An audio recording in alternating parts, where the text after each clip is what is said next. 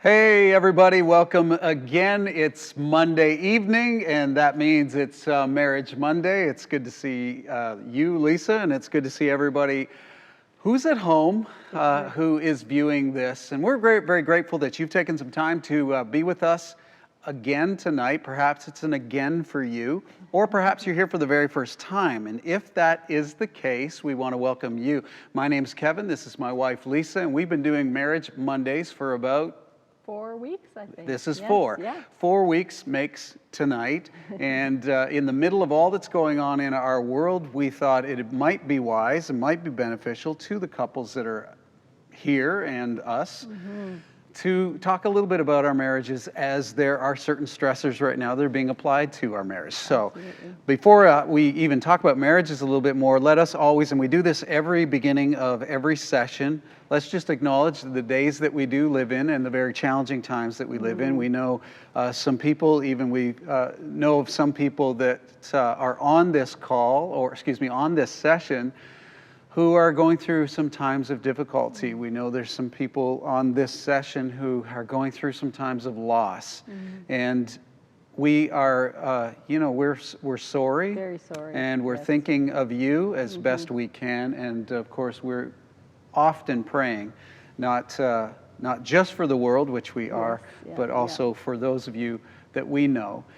With all that's going on in the world and the new normal, it's our contention and it's our hope that we also have a time of joy, and that things can be fun and joyful, certainly in our marriage, but even one to another. It's so true, Kevin. And today, actually, I found something that was so humorous that I showed it to you, and it just reminded me that we live in a great country, and we are a people that like to laugh at ourselves, and so enjoy watching this. Enjoy. Wash our hands often to our elbows. These are the things we know. If people want to wear a mask, that is okay. These are the things we know. That prevents you from speaking moistly.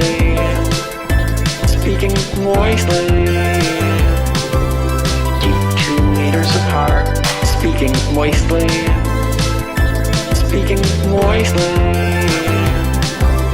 Keep 2 meters apart. Speaking moistly. I'm not a medical expert. These are the things we know. Keep 2 meters apart. What I have heard from medical experts, these are the things we know. That prevents you from speaking moistly.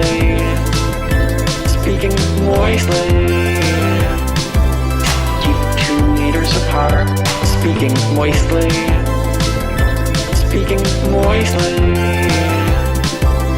Keep 2 meters apart. Speaking moistly.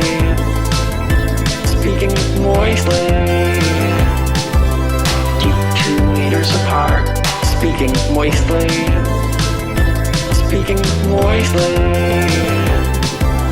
Keep 2 meters apart. Speaking moistly. Oh, what a terrible image.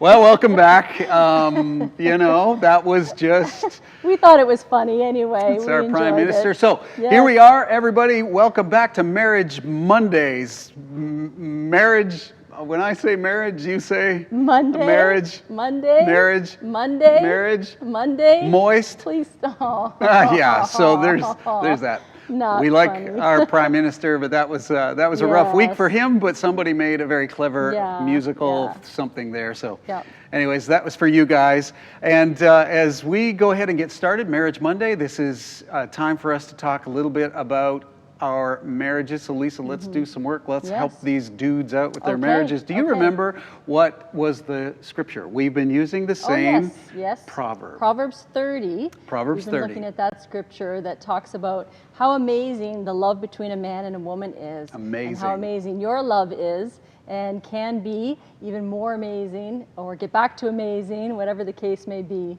Okay, so here's what we want to do as we continue to talk about how amazing love is. And we don't know how many of you are on yet, but in this session, we want to right out of the gate start to engage with you guys just a little bit. So I'm going to ask you a question, and we're going to share about this ourselves, and then we're going to see if any of you can put on the comments some things that you did. And here's the question: what's the special thing that you did at the beginning of your romance? What were special things that you did at the beginning of your romance? So think about this. Write them in the chat. Drop it in the chat. We'll have Lisa take a look, but we'll go ahead and start because we know some of you got to think about this a little bit.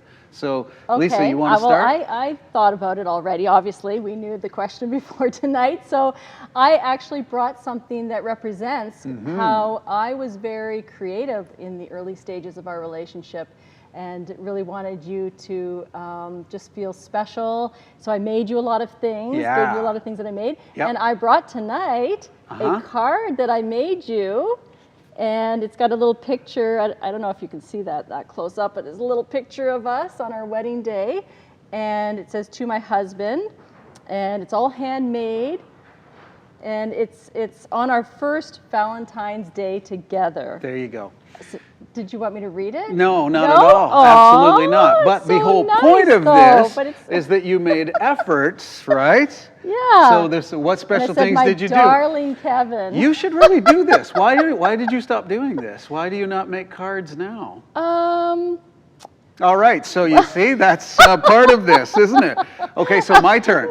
My turn. Wait, we'll back the bus over me too, as Lisa picks up the iPad. We'll back the bus over me too a little bit as well. So as you can tell, when we found each other, when we bumped into each other and thought, hey, that kid's cute and that other one's cute, and we started to like each other, we were both really, really poor. Lisa was going to University of Toronto. She was a track star and broke, and I was an intern in the church, and imagine how broke I was. Oh, yes. And so we didn't have much money at all. But one thing that I really tried to do you really didn't have a lot of money because you actually wore the same clothes just about every time I saw you. Yeah, well, it was either that or wear no clothes, and everybody didn't go for that. Two changes, I think. I had a couple of pairs of pants, and by the way, Dave Ivy, they were pleated. You're right. That's true. Very What pleated. special things did I do at the beginning of the romance? Since I was so broke, I made it my goal to have really creative dates with Lisa. This was my thinking.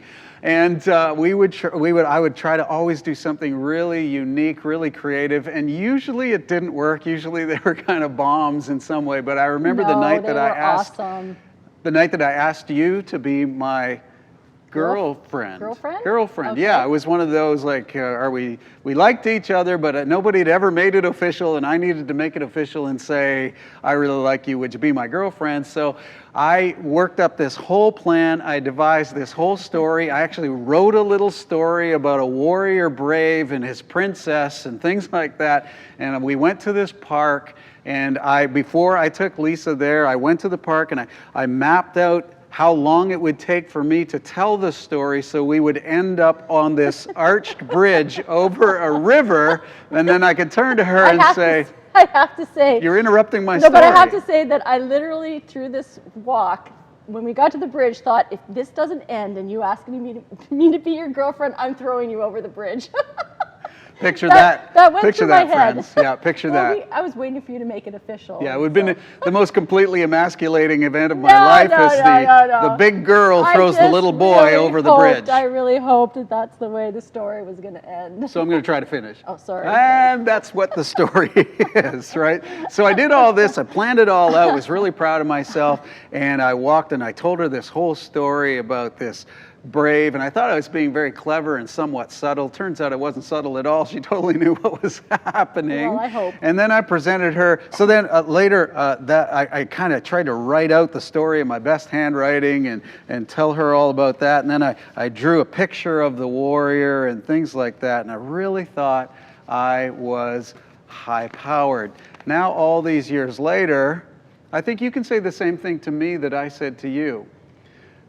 Why don't I do this now? And that is, and that's what we think is probably what we're going to get a lot of even in the comments. So let's go ahead and hear some of the things, the special things that you guys used to do when you first entered your romance. And by the way, rookie new marrieds, you're not even allowed to play this game. We want to hear from the old ones especially. Got anything? Okay, I do. Well, Nice and loud. okay, so Greg Taylor, so that's Greg and So Nancy. we got some Haligonians on here. They would go to Fran's for the tea and rice pudding. Fran's, now that's a restaurant downtown, especially Fran's on College Street. It was open 24 hours, and starving students would often go there. So they would go for tea. Yes. And what? Rice pudding. Rice pudding. So what can you assume about that story? Yes, folks, they were broke too. But a very nice thing to do, and when you guys are in Toronto, you should stop by Fran's, right?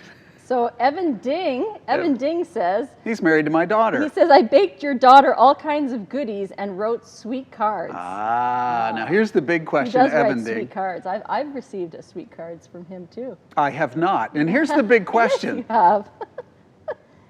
Here's the big question. Lisa and I are going to have a fight tonight in front of all of you. Are you still baking, sweet goods and writing cards? Evan, that's the big question. Yes. Okay, Stuart Carmichael. Stuart. Made handmade art cards. Handmade art cards. Yeah. There was a lot of that going around Yes, back then. yeah. So I guess the big question, Stuart, come on, dude, are you still doing that? I bet you are. That's the kind of guy Stuart Daniel is. Nip wrote poems. Daniel Nip. Wow, that's neat. Has he shared any of them? I've never heard any of his A poems. sonnet, perhaps? A limerick, maybe, Daniel. You can share it with the group. Wow, Terry says they went to watch Mamma Mia, a musical play. Terry, Okay. this is Jack and Terry, I Yes, bet. yes. Yeah, saw Mamma Mia. I'm wondering if you liked it. Lisa and I went to see Mamma Mia. I fell asleep. That's just the confession. I'm so sorry. I'm such a bad guy.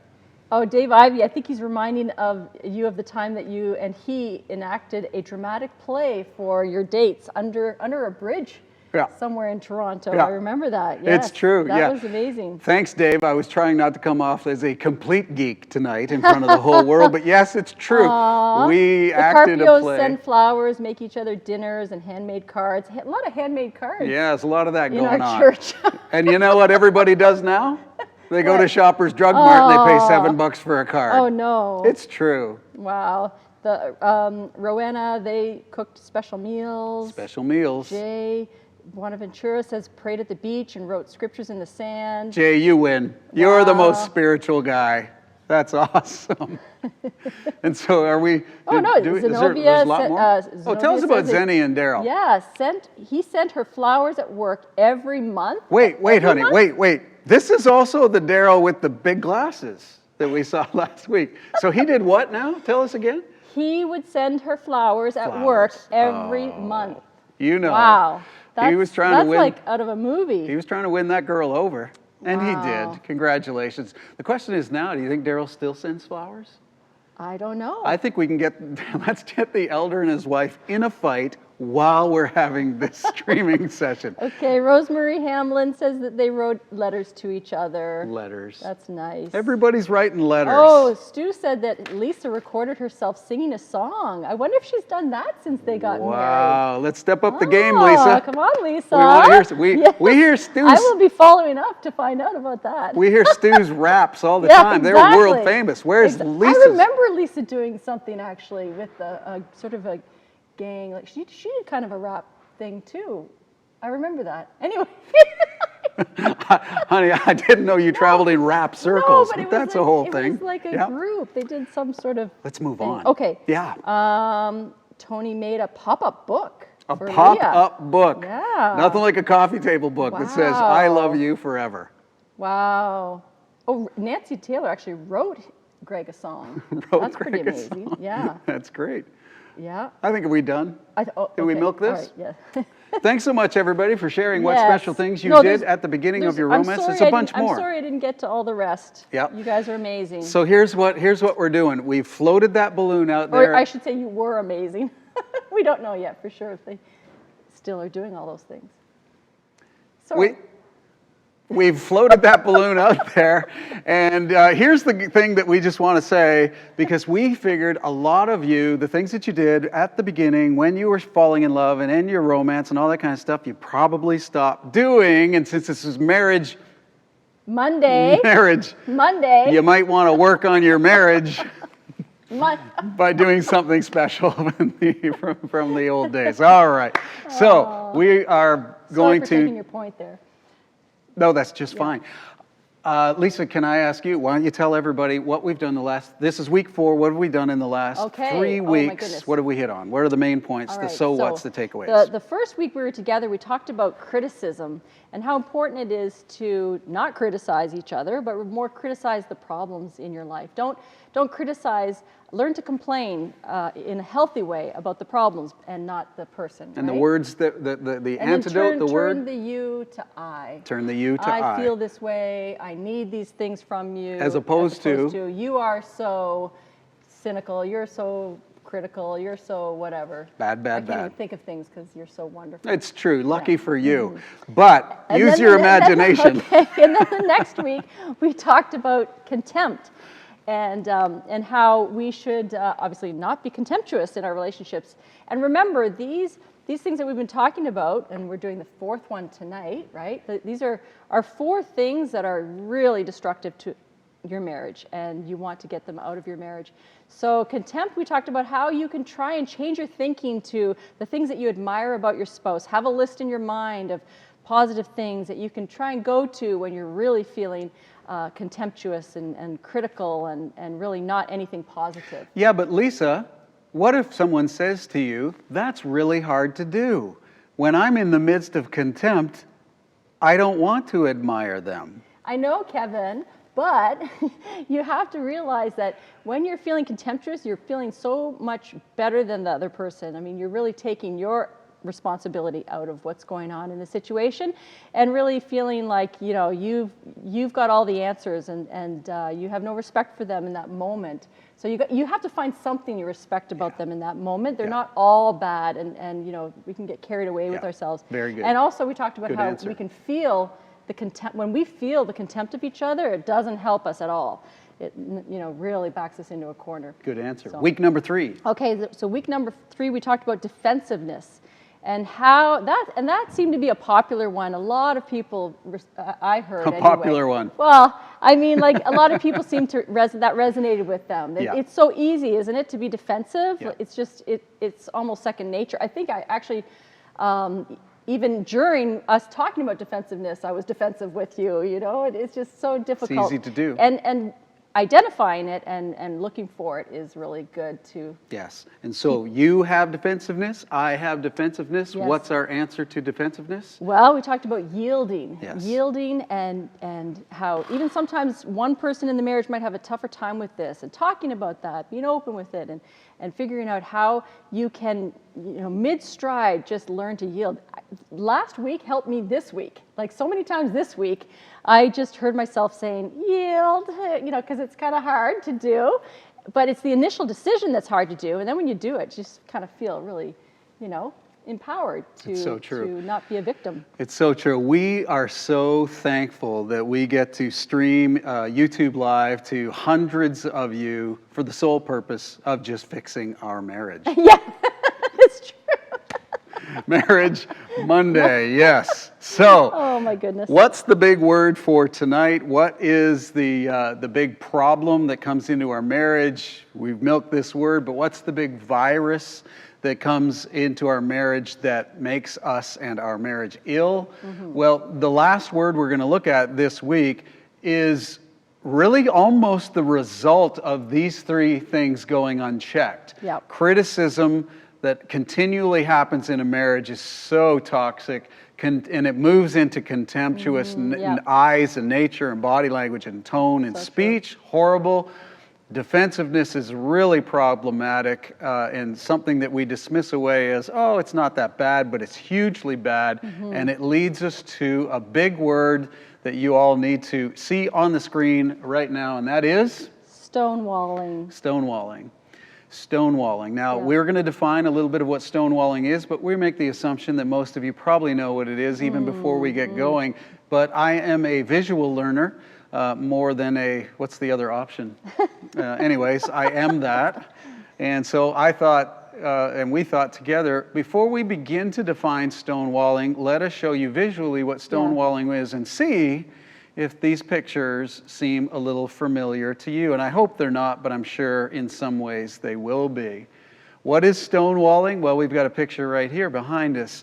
We've got someone, and in this case it's the woman, who's coming right in for a conversation. It looks like she's pretty intense and she wants to say something. And we've got a face here, and I don't know if you can really see this face, but it's a face that doesn't make any acknowledgement whatsoever. He's checking out. I'm checking out. You know, I'm not interested in listening to you. I'm not going to look at you. I'm looking at something else. Yeah. Let's choose one more picture, because some of you are like, oh, I don't know if that relates to me or not. Let's see this one. It's a good picture of stonewalling right there, and you say to yourself, who's stonewalling in this picture? It looks like both of them. Yes. Yeah. But at least they're sitting on the same couch. Well, that's something. It's not everything, but that's something. Because but it's the beginning of checking out. So let's begin to start defining stonewalling, even with this picture on there, and maybe sort of tease that apart a little bit, this whole idea of that, well, at least they're on the same couch, because a lot of times stonewalling looks like what? Stonewalling can just be, you know, I'm done with this conversation, maybe leaving the room. Storming out of the room? Storming out of the room before the other spouse has finished speaking, just I'm done. How about walking quietly out of the room? Just sort of turning your back and walking away. Yeah, that can be stonewalling too, absolutely. Yeah. Stonewalling is, it is a many-faceted thing that it's a many-faceted or it's a blade, it's a weapon that has, you know, they have double-edged swords, there's sharp on this side and sharp on that side. I think stonewalling has a hexagonal blade. It's got like 10 different ways that you can cut and slice and hurt somebody that you love in your relationship, in your marriage. And stonewalling is a lot like that. Stonewalling can reveal itself in a number of ways. But let's pause for a minute and think, before we even get into the actions of stonewalling, let's think maybe a little bit more about where does stonewalling come from in that? And I would say to you, to all of us on this session, that stonewalling, among other things, is a message that I don't value you, or, I mean, that's one of the blades. There's some others that we'll bring up, but one of the messages is that you're not important enough for me to pay attention. I don't value you. And I think it's, as you said before, it's the culmination of all the other viruses that we've talked about in the other weeks, because it's a lot of buildup of frustration too. It's not just you get to, oh, I don't value you, but more, I'm so frustrated with you. I've tried to communicate with you. We've talked about these issues over and over again. You're not listening. And one spouse seems to be escalating.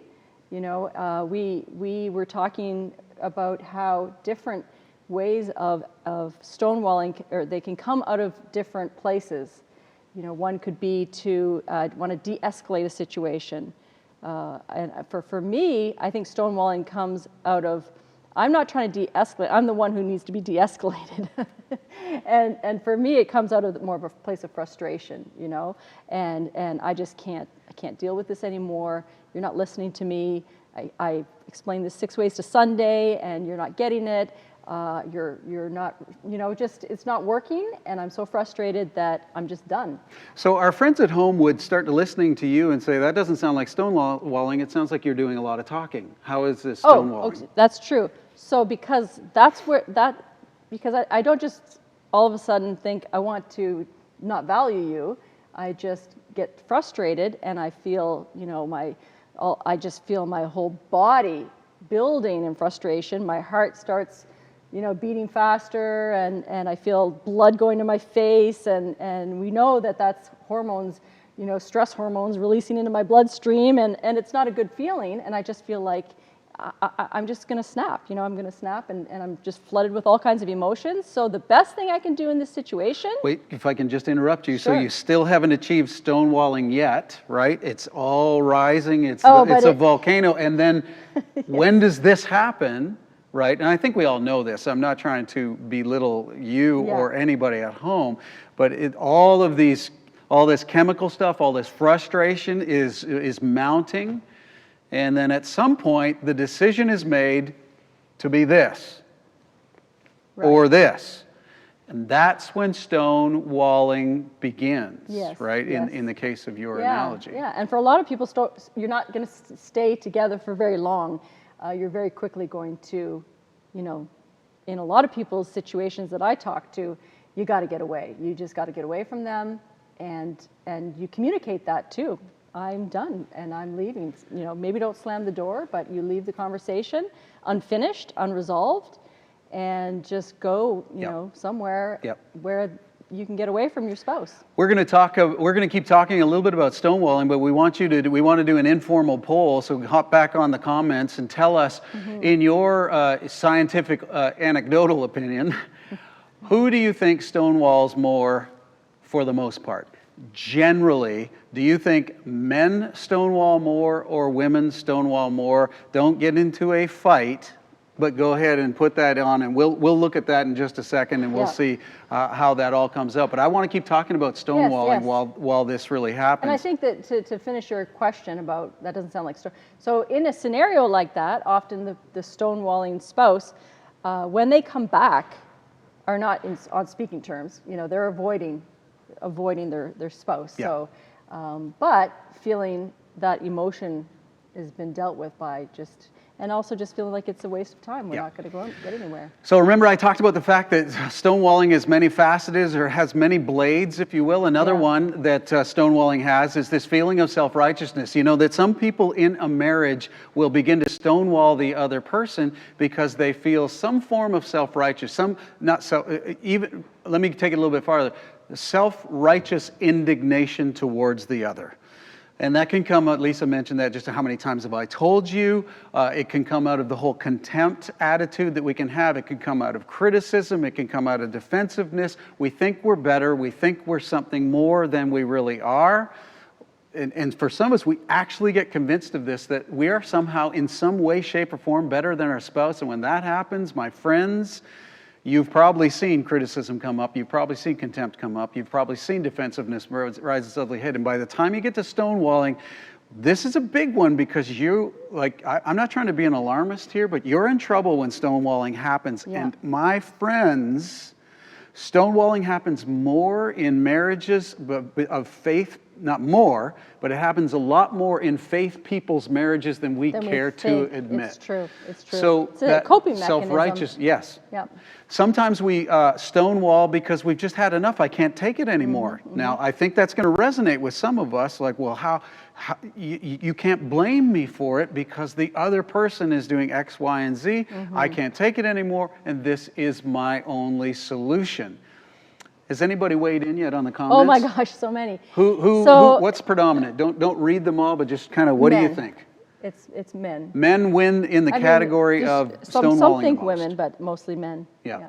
I don't know if there's a right or wrong, but we've mentioned that some of these words come from Dr. John Gottman and from the Gottman Institute.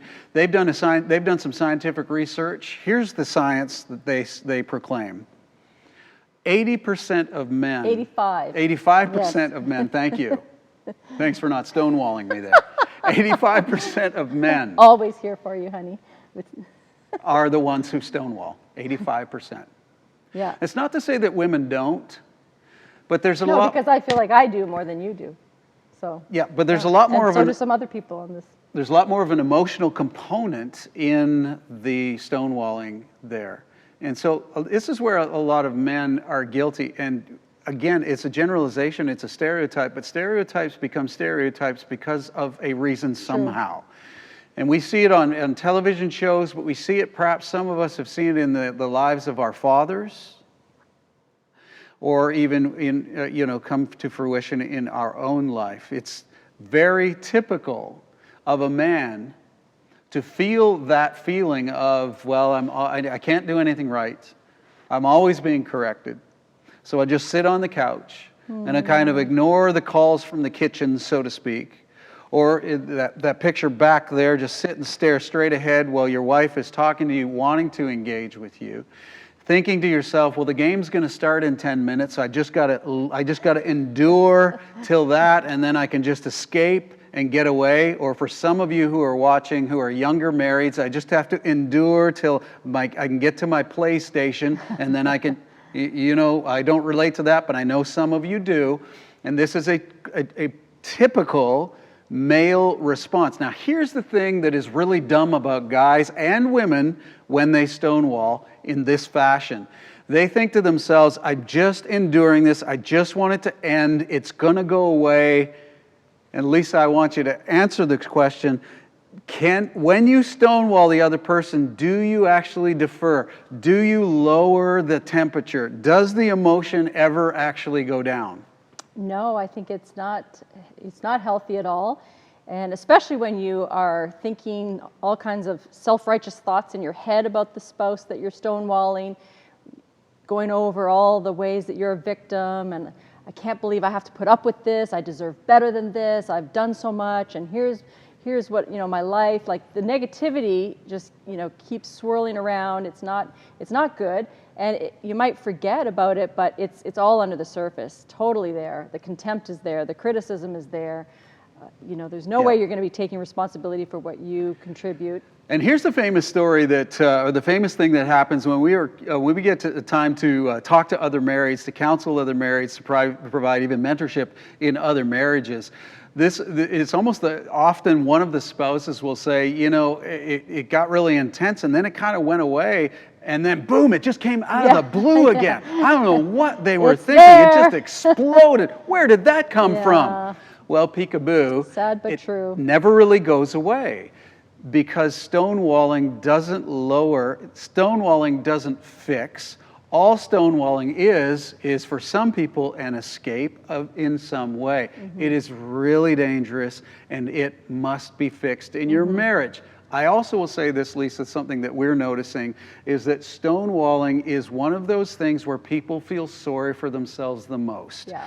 Stonewalling is perhaps more excused than even defensiveness. I think defensiveness, most of us have it more, but those who are guilty of stonewalling are in our observation, are either blind to it, and that's the most frustrating thing, because they won't even acknowledge that that's the behavior that they're exacting on the other spouse, or they feel sorry for themselves and they're playing a victim card all of the time.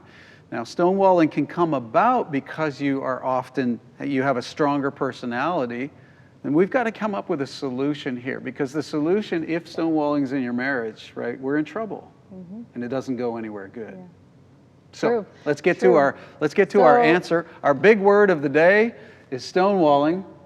We don't want it. Yeah. Lisa, there's got to be a fix to it because we're all discouraged and now. It's great to identify these problems just like we're doing, because you can see it. You'll recognize it right away now, even more because we're identifying it.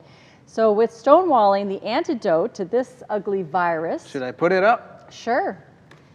Oh, we forgot to look at our scripture because it's up now. We better look at it.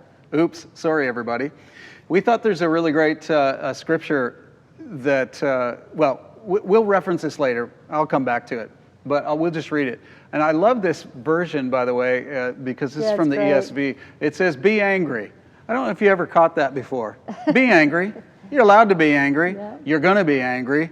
I mean, don't make it your life's goal or anything, right? No. But you can be angry, and in a relationship with another human being, every once in a while, you're going to be angry. Yes. But listen to what God says here. Be angry and do not sin.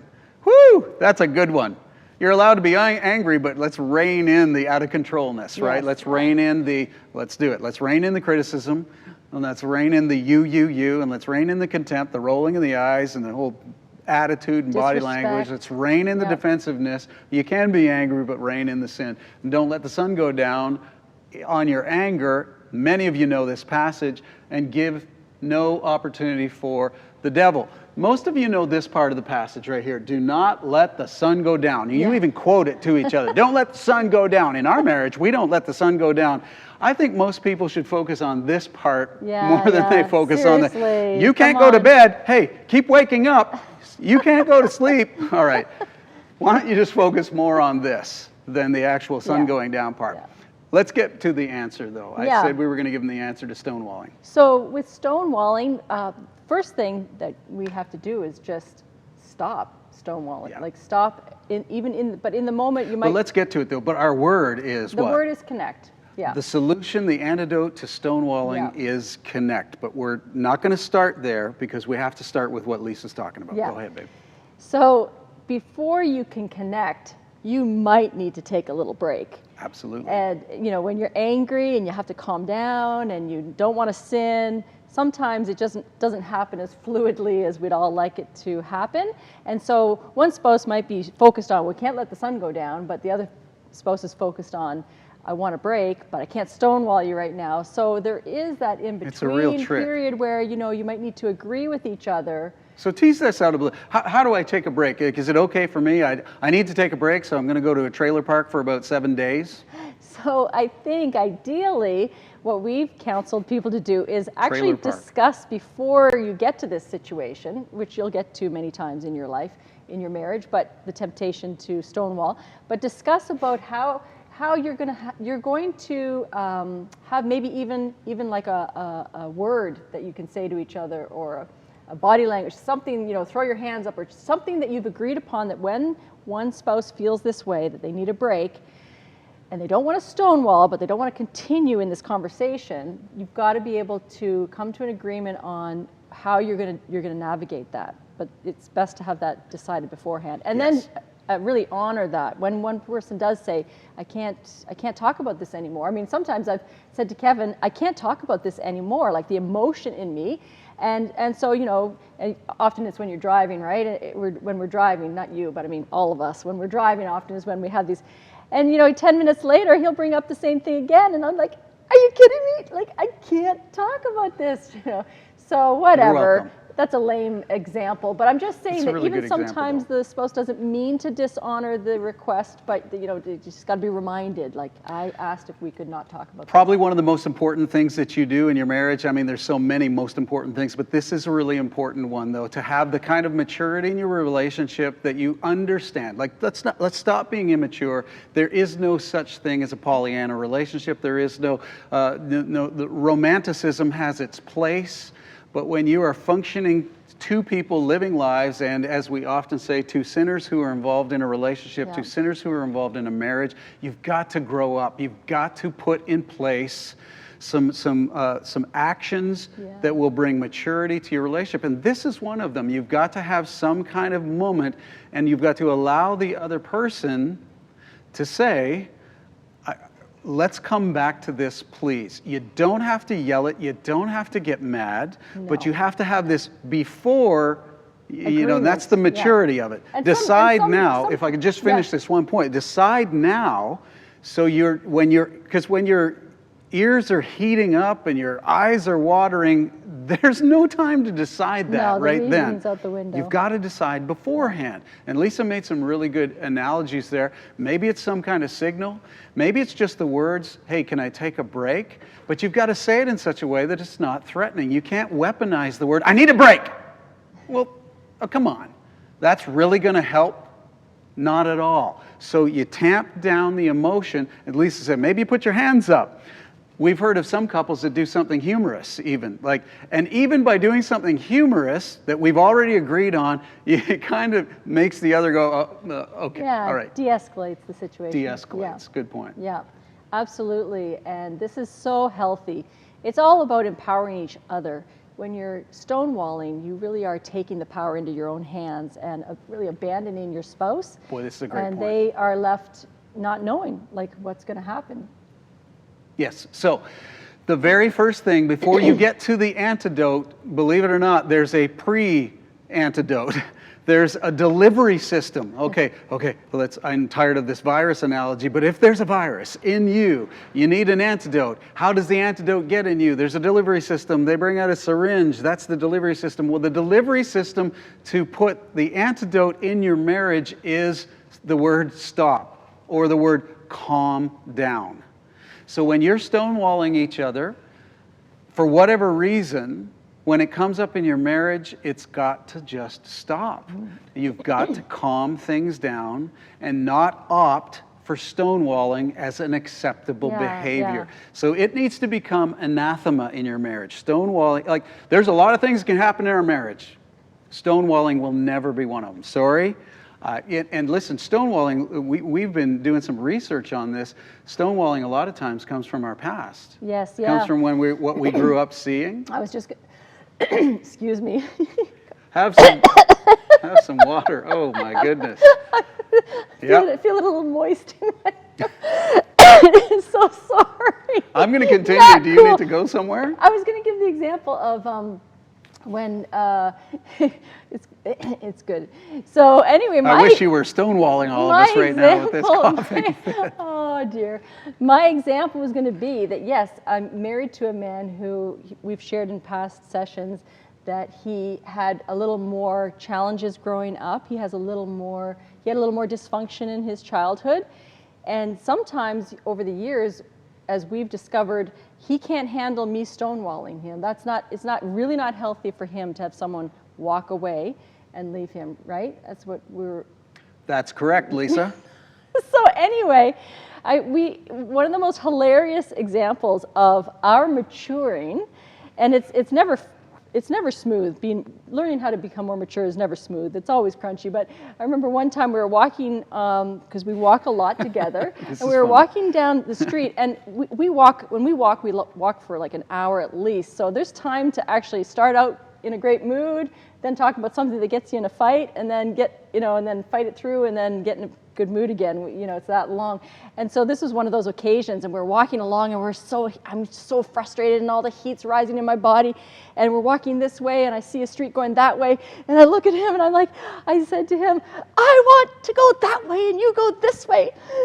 I really want to leave you right now and walk down that street. And I just looked at him, and I said, and I can't, because you've got abandonment issues. And he just smiled at me, and we just kept walking down the same road, and somehow it just kind of all poured out of me, just being able to say that to him, like, I really want to stonewall you right now, I want to leave you and walk the other way, but I'm not going to do that because that would make you feel, really. Yeah, so that's a humorous example of just kind of from our life. But when it comes to your relationship, you do have to have the maturity to allow the other person, if they're in a heightened situation, to kind of take a break. But we do not recommend, if you'll allow me to say it this way, we do not recommend what the world recommends, which is, well, I'm just going to leave you for long periods of time. I'm just going to develop my own hobbies. I'm just going to, sorry, you can develop your own hobbies. That's really not what I'm saying. But but don't separate from each other. Don't start going in two different directions. Yeah, it's very important to not do that, because ultimately that's not going to serve your marriage well. So we've been talking about the fact that you've got to stop things. We've been talking about the fact that you've got to calm things down. Stonewalling cannot be an option for you. Yeah. And if we're talking to some of you tonight, and you're having if there's a quiet silence where you're watching this from, because you know that's something that's in your marriage, my friends, you need to talk about this. And you need to deal with it. Ignoring it will not help. It will cause regrettable issues in your marriage. So this is something you got to deal with. But now let's get, in our few minutes we have left, let's actually talk about the antidote now. Let's talk about connecting and how important that is, yet how difficult it can be if you allow stonewalling in your marriage. So it's very important to figure out ways. It reminds me of the turning contempt to admire, and how hard that is, and how important it is. And it's a discipline. When you're in that heated place, or that emotional place of frustration, it's so important to not lose your connection with your spouse. And even some ways that you can decide that how we're going to navigate through difficult conversations, we're still going to connect. We're going to look at each other in the eyes. We're not going to we're not going to be like children. When children are in trouble, they won't look at you. They look off. You know what? I have to interrupt you right here. Yeah. You're kind of saying we're not like children, but I'm telling you right now, I'm looking right into your living room right now, some of us are. We act like children in our marriages, and it needs to stop. And this whole stonewalling thing is, we weaponize it, we treat each other, we turn our backs from each other. Stonewalling doesn't have to slam doors, but it can. Stonewalling can be the silent guy sitting on the couch who's acting like a child. And stonewalling can be a screaming, person who's just not reasonable. and it's acting like a child. So don't just dismiss this. Let's not be children. No, it's we true. are children. It's true. And it comes out in our Absolutely. marriages. So true. And it's hard to be mature. And sometimes we do have pasts that are very difficult to overcome, childhood that have impacted who we are. And some of us can't express ourselves, like really can't even express ourselves and want to stonewall because we really feel that way. So we've said before, and I want to say it again, professional counseling is so amazing, so awesome. Please, please, please don't hear us say tonight that everything that we're saying is going to fix you. You know, some of us do need to get help, more help. Yep. And so with the connecting, the opposite of what Kevin was saying, the looking at each other, just knowing when you're doing it, when you're starting to stonewall with your body language, forcing yourself to stay connected, to look at each other. It's so true. And when you do this, you just know, and you guys at home, you know this, when you really force yourself, and you have to force yourself, because if you're in the midst of any of the 4 things that we've talked about, but especially stonewalling, everything in your body is like, don't do it. Yeah. It makes me feel uncomfortable. Don't give them the pleasure of knowing that you're, you know what I mean? Like your mind is screaming. It's almost demonic.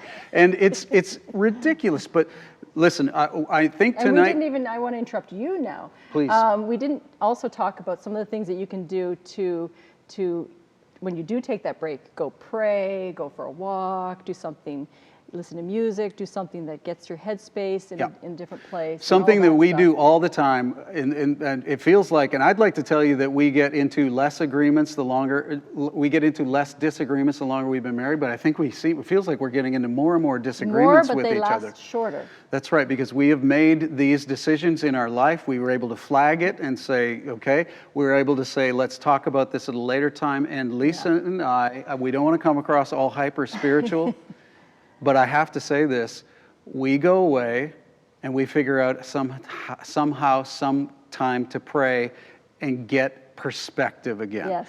So instead of choosing to stonewall, we say to ourselves, we don't even necessarily say it out loud, it says, I need a break, okay, take your break.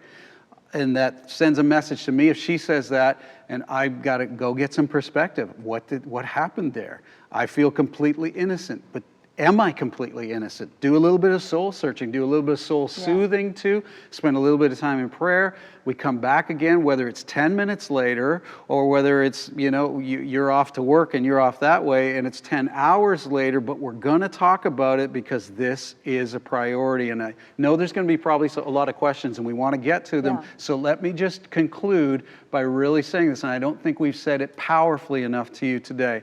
When stonewalling is happening or when you're tempted to stonewall, right away, the word connect needs to come to your mind.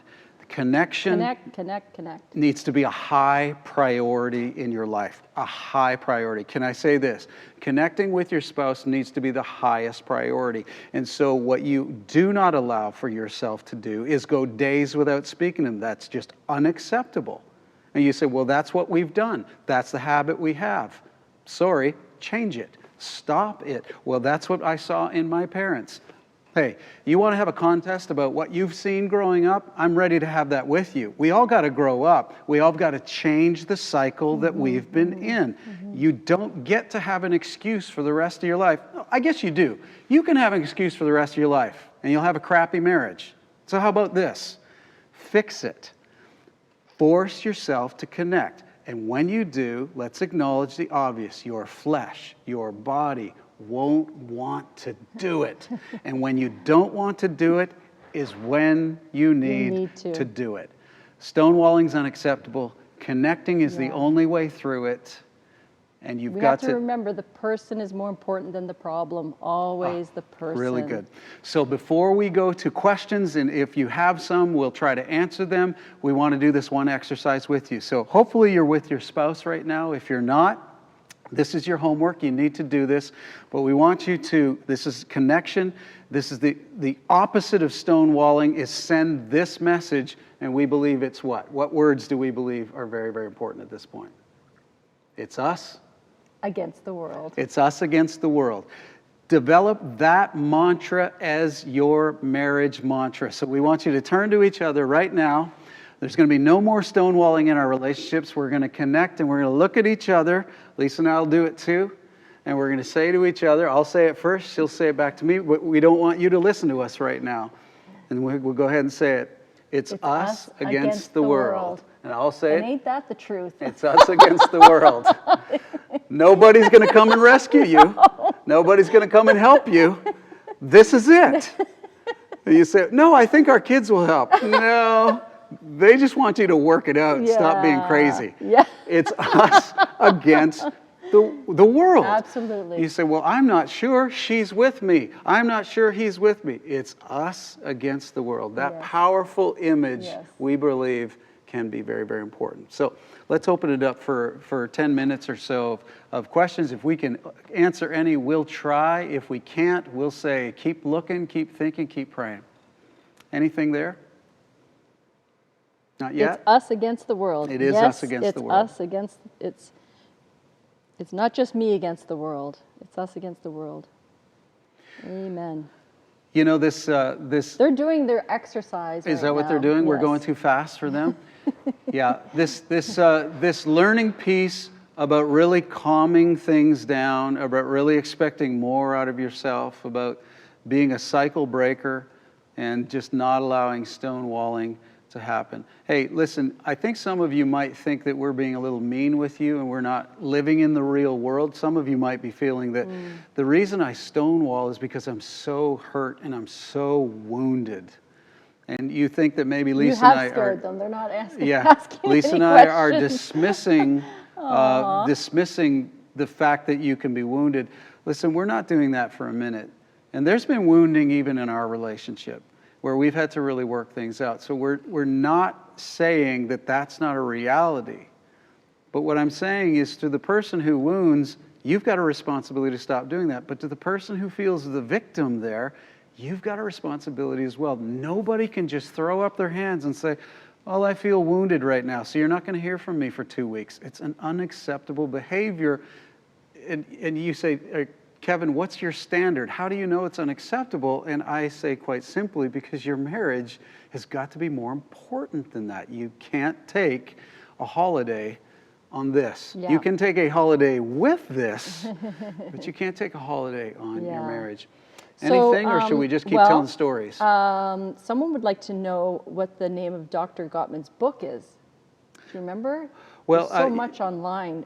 Yeah, and by the way, just so you know, we got lots of people of faith here. Dr. Gottman is a secular thing, but you can just look online. There's a number of books, actually, that he's put out. But the Dr. Gottman's with 2 T's, Gottman, and he has the Gottman Institute. So if you just Google the Gottman Institute, you might be able to find some of this stuff. He's got some really good stuff that he's really focusing down on, but I'm going to tell you a secret if you'd like to save a little bit of money. Open up your Bible. All Gottman's doing is taking biblical principles and making them more palatable to those who don't read or have the faith. We recently were in Boston doing a marriage retreat, and we're just sharing how amazing it is that he's done all this study. And it's really just the Bible, like the things that he comes up with. That's all it is. Really amazing, like yield, submit, you know, it's really cool.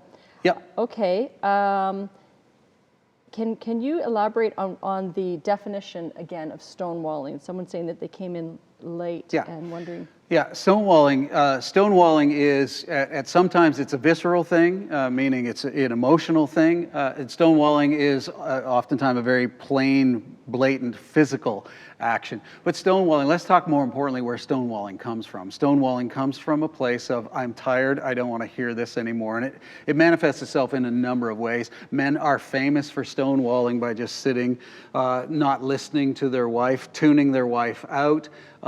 Hey, honey, you know, how many times did you hear me? How many times did I call you? Did you hear me? And men oftentimes lie and say, no, I didn't hear you, when they actually did. They were just stonewalling. I'm so sick of this. And some people start to think if I ignore them, then they're gonna go away and this is gonna de-escalate. It doesn't happen. It is not true. Other stonewalling, of course, is more, it comes from a more emotional place. I'm really hurt by you. I'm not talking to you anymore. That's it. So we're done. I turn my back to you. Talk to the hand and we're finished here. Yep. someone wants to know what the scripture was, and I'm not sure if that's the Yep. scripture in I can go back to it. Ephesians, That's Ephesians chapter 4. It was Verse Ephesians 20. chapter 4, verse 26 and 27. This is don't let the sun go down while you're angry. That's our famous scripture, but we always miss the most important part, that you are going to be angry from time to time in your marriage. But the big key, the big important thing to do is just don't sin. Easier said than done, right? But don't do it. It's good. And someone wants us to elaborate again on connecting and what that can mean. So I think that the best thing is to remember is just it's the exact opposite of stonewalling. Yes, so that's right. We tried to really match up and talk about some of the things that we've been learning, like a virus and an antidote. So Yeah. the opposite of stonewalling would be to connect, which is the instinct. The opposite of what your instinct is in that moment. Yeah, I think a great definition, or if you're more of a visual person, a picture person, a great definition of connecting with another person is turning towards. It's that open embrace. The word connect has all kinds of other words packed into it. Connect, what we're saying here, if you want to figure out how to stop stonewalling, you've got to have more compassion. Turn towards, more empathy. You got to be a fan of this thing called you and each other. You got to really believe in it, and I will put this marriage over my personal anger, feelings, hurt, something like that. So you really turn towards the person for connecting and be really passionate about it. As faith people, we know that our battle is not against flesh and blood. So the person, your spouse, is becoming this monster in your mind, this enemy. It's ridiculous because it's just not even true. And actually connecting flesh and blood can help.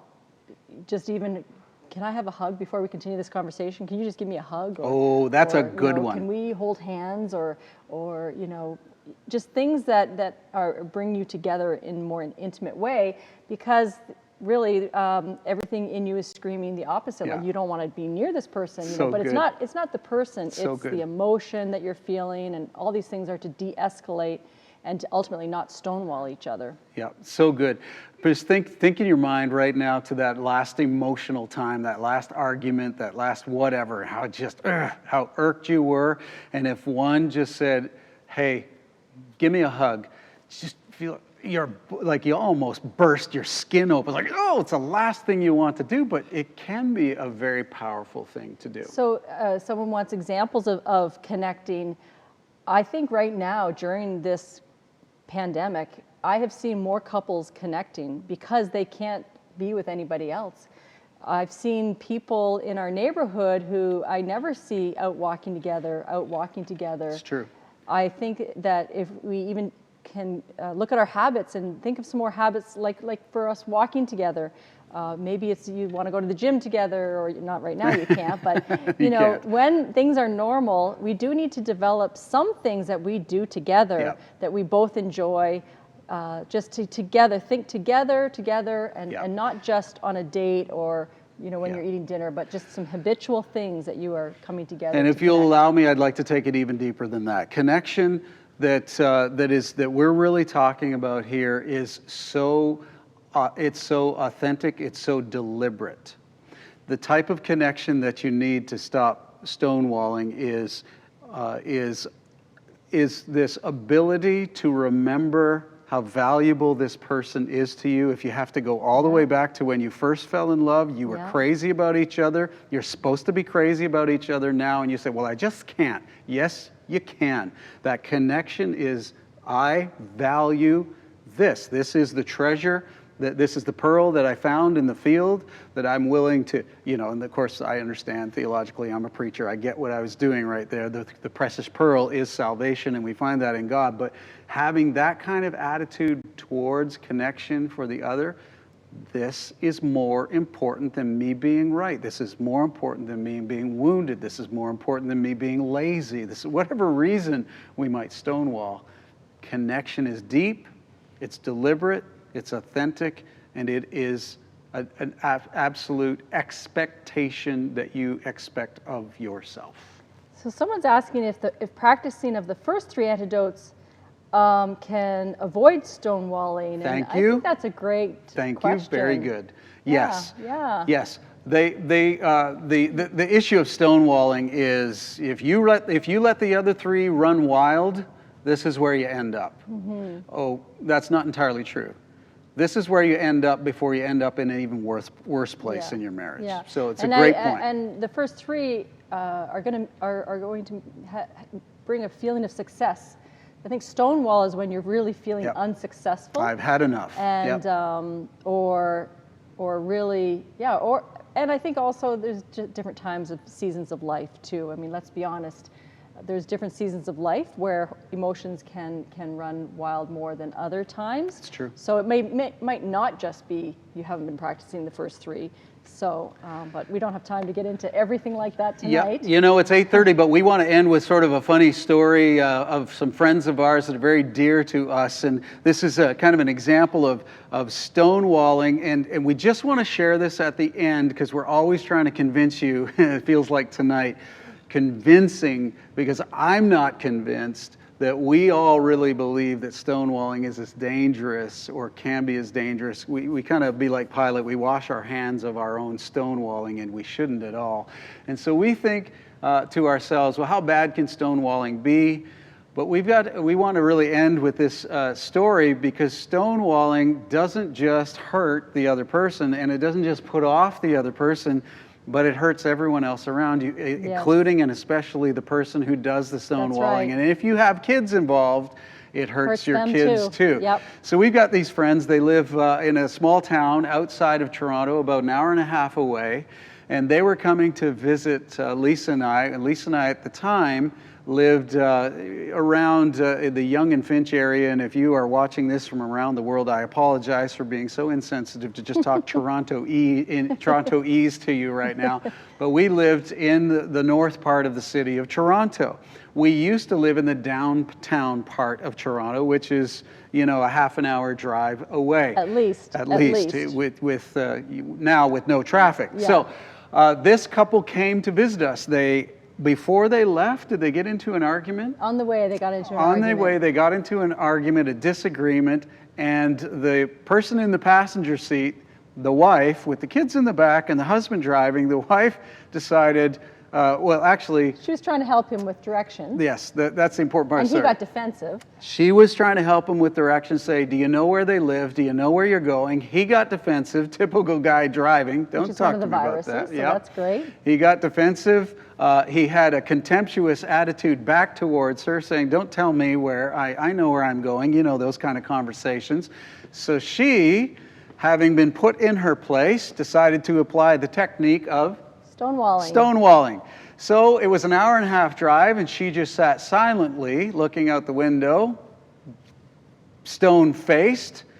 And this man drove, he and his wife, into Toronto, basically past where we lived, and he started driving, and he drove all the way. He drove right into the... He drove right down to downtown Toronto. He drove to the home that we lived. We used to live a couple years ago, drove right into the driveway, put the car in park, and the whole time she didn't say a thing. They went to the total wrong place. And he looked at her. He put it in park. He looked at her. He smiled and said, they don't live here anymore, do they? They don't live here anymore, do they? And she said, nope.